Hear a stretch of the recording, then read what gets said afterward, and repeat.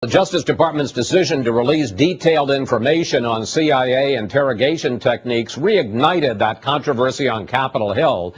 Joining us now, the ranking Republican member on the House Intelligence Committee, Congressman Pete Hoekstra.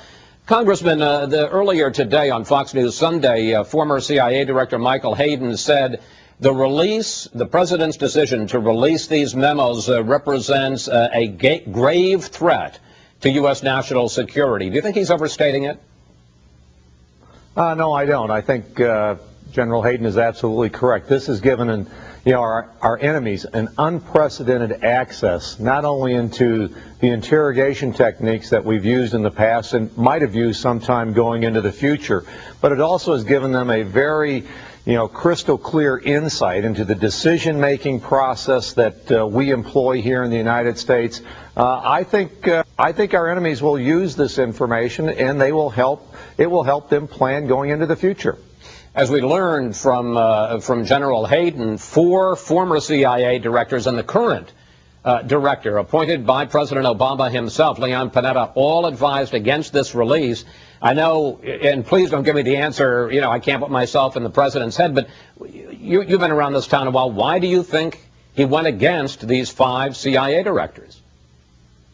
Well, clearly the president has some other priorities. He believes that this disclosure of this information puts this chapter behind us and that he and his administration can then move forward. I think exactly the opposite will happen. As you've already seen, that there are members in Congress calling for more investigations, some even calling for the prosecution of those individuals involved in this in these interrogations, because this is only a partial release of the documentation. There's a lot more that has information that is out there that should be released. As an example, the president should release when Congress was briefed on these tactics, who was briefed, and what the response from Congress has been or was at the time that they were briefed. And I think what many people will be surprised, including many of my colleagues on the other side of the aisle, is that their current elected leadership were briefed on these tactics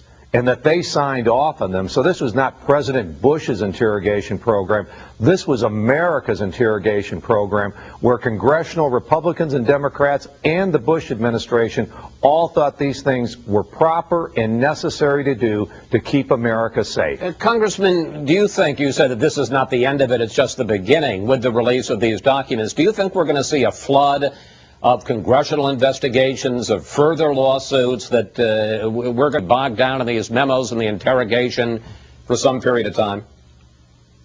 Oh, I think that's very possible. You've had the heads, I think, of both intelligence committees saying that they are going to launch full-scale investigations into this. The interesting thing here, Chris, is that they should begin with Congress itself. What congressional leaders were briefed on these programs, and what was Congress's response? Don't go after the agents and the low-level folks within the CIA. Go after the leadership. If you really think the law was broken, take a look at the congressional participation in this process, and I think some of them might be very surprised at what they would find at the end of that investigation. Finally, Congressman, I think it's fair to say, certainly General Hayden thinks that with the release of these documents, although the president is talking about reviewing interrogation techniques, he's not likely to go back to the ones that he seems to have just condemned. Are there enough other interrogation techniques out there to meet President Obama's standard and still get the information we need to get if we capture another high-value target? Chris, if you read the memos, what you'll see is that experts, legal experts, interrogation experts, they all went through and said these are the most effective techniques to get the kind of information or the data points that we need to keep America safe. I think that this president, and more importantly, future presidents' options will be extremely limited because of the information that the president decided to disclose this past week.